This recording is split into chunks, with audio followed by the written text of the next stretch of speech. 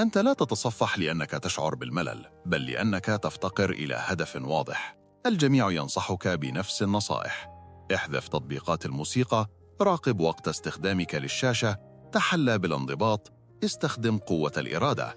لكن لو كان هذا الحل فعالاً لما كنت هنا. إليك ما لا يخبرك به أحد. إدمان الهاتف ليس له علاقة بالهاتف نفسه، بل بما تهرب منه.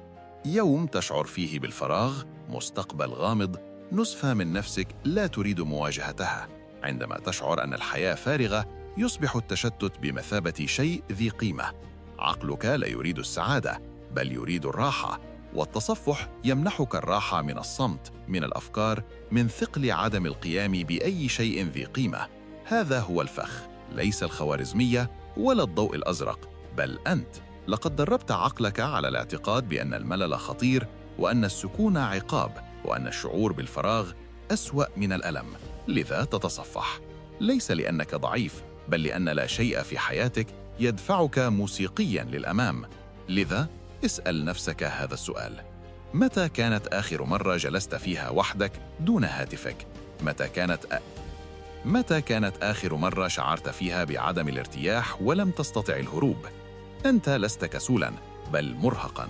وصدقني، لن يصلح أي تطبيق لحجب التطبيقات هذا الأمر، لأن المشكلة ليست في الوصول، بل في الفراغ. أنت لست بحاجة إلى 10 عادات، لست بحاجة إلى حافز، لست بحاجة إلى مزيد من الانقطاع عن العالم الرقمي. أنت بحاجة إلى شيء واحد، شيء حقيقي واحد، هدف واحد يخيفك، مهارة واحدة تتطلب تركيزاً، روتين واحد ينميك عندما لا يراك أحد.